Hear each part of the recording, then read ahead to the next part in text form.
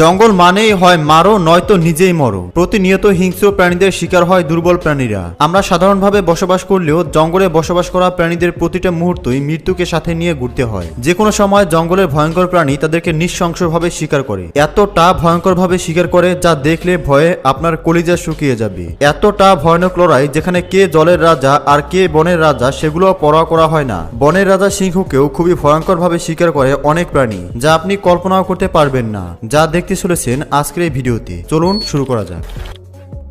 একটা ক্ষুধার্ত চিতাবাঘ শিকারের জন্য জঙ্গলে ঘুরে বেড়াচ্ছিল। তখনই তার নজর পড়ে দুটি বাচ্চাকে নিয়ে ঘুরে বেড়ানো ওয়ার্থকের দিকে। বেচারা ওয়ার্থক জানেই না তার দিকে ভয়ঙ্কর শিকারী তাক লাগিয়ে বসে আছে। অন্যদিকে চিতাবাঘ ধীর গতিতে আস্তে আস্তে তার দিকে এগিয়ে আসছে। এরপর উপযুক্ত সুযোগ বুঝে তার সম্পূর্ণ শক্তি নিয়ে ওয়ার্থকের উপরে ঝাঁপিয়ে পড়ে। চিতাবাঘ এক লাফে ওয়ার্থকের গলায় কামড়ে ধরে, কিন্তু ঠিক তখনই তার খাবারে ভাগ বসাতে চলে আসে একটি হিংস্র হায়না, আর সে ওয়ার্থকের উপরে আক্রমণ শুরু করে। ওয়ার্থকের উপরে দুই দিক থেকে এমন ভয়ঙ্কর আক্রমণ দেখে ওয়ার্থক নিজেও প্রচন্ড আক্রমণাত্মক হয়ে ওঠে। এরপর একাই দুইজনের উপরে এলোপাথালি আক্রমণ শুরু করে। তার এই আক্রমণ হায়না এবং চিতাবাঘকে কিছুটা চমকে দিয়েছিল। তার এই আক্রমণ কাজে লেগেছে, তাই সে সুযোগ বুঝেই হায়না এবং চিতাবাঘের হাত থেকে পালিয়ে যায়। এই ঘটনায় ওয়ার্থক পালিয়ে যায় ঠিকই, কিন্তু তখনই শুরু হয় হায়না এবং চিতাবাঘের লড়াই। আর তখনই হায়নার আরো কিছু সাথী সেখানে চলে আসে। সবাই মিলে চিতাবাঘের উপরে আক্রমণ শুরু করে। বেচারা চিতাবাঘ শিকার করতে এসে এখন নিজেই ভয়ানকভাবে শিকার হতে চলেছে, কেননা হায়নাদের আক্রমণ এতটা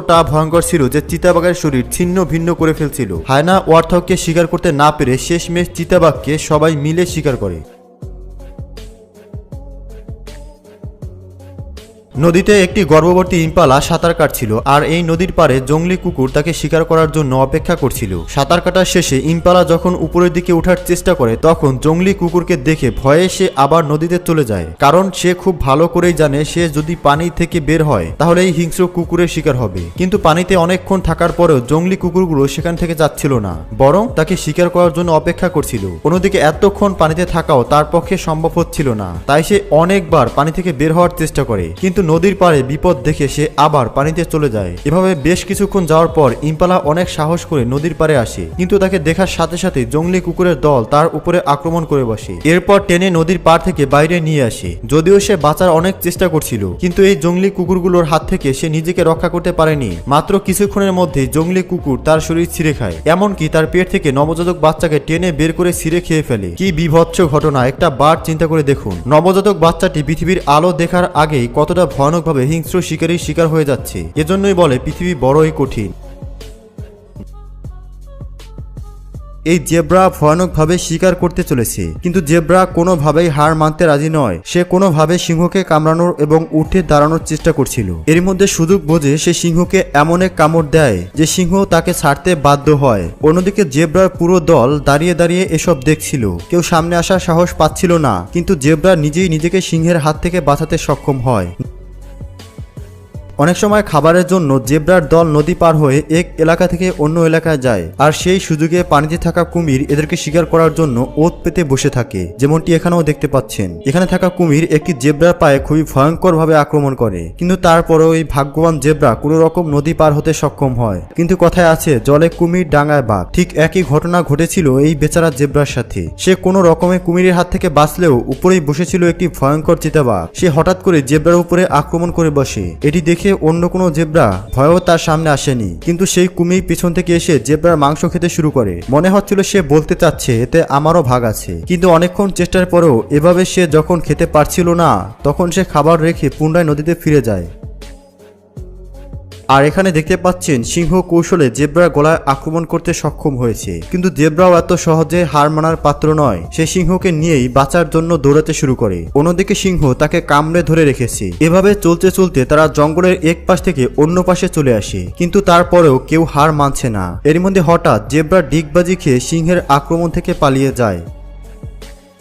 চিতাবাঘ কতটা হিংস্র আর ভয়ানক শিকারী তা নিশ্চয়ই জানেন, আর এই ভয়ঙ্কর শিকারীর সামনে সদারু নিতান্তই ছোট্ট একটি বাচ্চা। আর ঠিক এভাবেই সদারুকে তুচ্ছ ভেবে সে জীবনের সবচেয়ে বড় ভুলটি করছিল। এই চিতাবাঘ খাবারের খোঁজে বের হয়ে সে ছোট্ট একটি সদারুকে দেখতে পেয়ে এটিকে শিকার করার দুঃসাহস করে। অন্যদিকে সদারু আকারে ছোট হলেও এদের সম্পূর্ণ শরীর থাকে ধারালো কাঁটা দিয়ে ঢাকা, যা তাদেরকে হিংস্র প্রাণীর আক্রমণ থেকে বাঁচাতে সাহায্য করে। যদিও এই চিতাবাঘ সদারুটিকে প্রাণে মেরে ফেলেছিল, কিন্তু তার উপরে আক্রমণ করতে গিয়ে তার সম্পূর্ণ শরীর কাঁটায় ক্ষত বিক্ষত হয়ে গিয়েছিল। গিয়েছিল। সে এতটা ঘায়েল হয়ে গিয়েছিল যার কারণে তীব্র ব্যথায় সে ঠিকভাবে নড়াচড়া করতে পারছিল না। এই কাঁটা যতটা ধারালো ততটাই বিষাক্ত, যার কারণে তীব্র ব্যথা এবং বিষক্রিয়ায় চিতাবাঘ কিছুক্ষণের মধ্যেই ছটফট করতে করতে মারা যায়।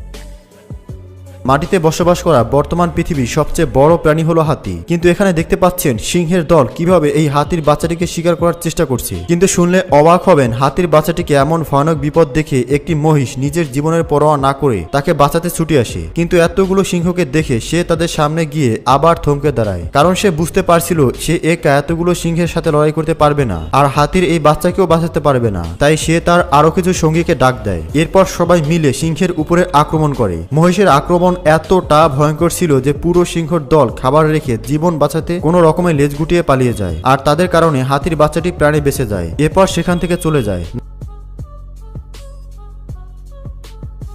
সিংহের একটি প্রিয় খাবার হলো জংলি মহিষ, তাই এখানে অনেকগুলো মহিষ দেখতে পেয়ে এই সিংহ লুকিয়ে থেকে কোনটিকে শিকার করবে তা ঠিক করছিল। কিন্তু ঠিক তখনই একটি মহিষ সিংহকে দেখতে পেয়ে তার উপরে ভয়ানক আক্রমণ শুরু করে দেয়। তাকে তুলে এমন ভাবে আচার দিচ্ছিল যা এই সিংহ জীবনও ভুলতে পারবে না, তবে যদি প্রাণে বেঁচে ফিরতে পারে তাহলে। কেননা তার আক্রমণ এতটা ভয়ানক ছিল যে সিংহের শরীরের সমস্ত অর্গান উলট পালট হয়ে গিয়েছিল, ভেঙে চুরমার হয়ে গিয়েছিল তার শরীরের হাড়গোড়। বেচারা সিংহ কোনো রকমে খুঁড়িয়ে খুঁড়িয়ে সেখান থেকে পালিয়ে যায়।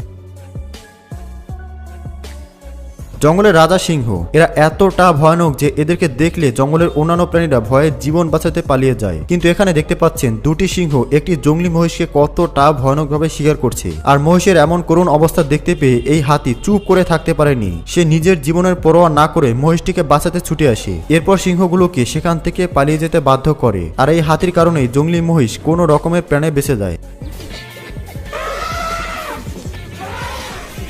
মধু অনেকেরই পছন্দের খাবার, তবে এটি শুধু মানুষই নয়, অনেক প্রাণীরাও মধু খেতে বেশ পছন্দ করে। তেমনি এই সিংহ মৌচাক দেখে মধু খাওয়ার লোভ সামলাতে পারেনি। সে ভেবেছে জঙ্গলের অন্য প্রাণীদের মতো মৌমাছির উপরে আক্রমণ করে মধু ছিনিয়ে নেবে, আর এটাই ছিল তার জীবনের সবচেয়ে বড় ভুল। কেননা মৌচাকের উপরে আক্রমণ করার সাথে সাথেই মৌমাছির দল তার উপরে ভয়ানকভাবে আক্রমণ শুরু করে। এতটা ভয়ানক আক্রমণ যে বনের রাজা সিংহ তীব্র যন্ত্রণায় ছটফট করছিল আর লাফাচ্ছিল। এই গরু আর বাঘের কাহিনী দেখে আপনি নিজেই অবাক হয়ে যাবেন। আসলে বাঘ এই গরুর বাচ্চাটিকে শিকার করার জন্য তার পিছু পিছু দৌড়াচ্ছিল, আর বেচারা গরু নিজের জীবন বাঁচাতে সামনে পেছনে কিছু না দেখে দৌড়াচ্ছিল। এমন সময় সামনে থাকা তারের বেড়া না দেখতে পেয়ে সেখানে হঠাৎ মাথায় আঘাত পেয়ে গরুটি নিচে পড়ে যায়, আর এতেই সে খেপে যায় বাঘের উপর। এরপর বাঘের দৌড়ানি খেয়ে পালানোর পরবর্তীতে সে উল্টো বাঘকে দৌড়াতে শুরু করে, আর বেচারা বাঘও কোনো কিছু বুঝতে না পেরে সামান্য গরুর তাড়া খেয়ে দৌড়াতে থাকে। প্রিয় দর্শক, আপনার কাছে জঙ্গলে কোন প্রাণীটি সবচেয়ে বেশি ভয়ানক মনে হয় কমেন্টসের মাধ্যমে জানাবেন। ধন্যবাদ।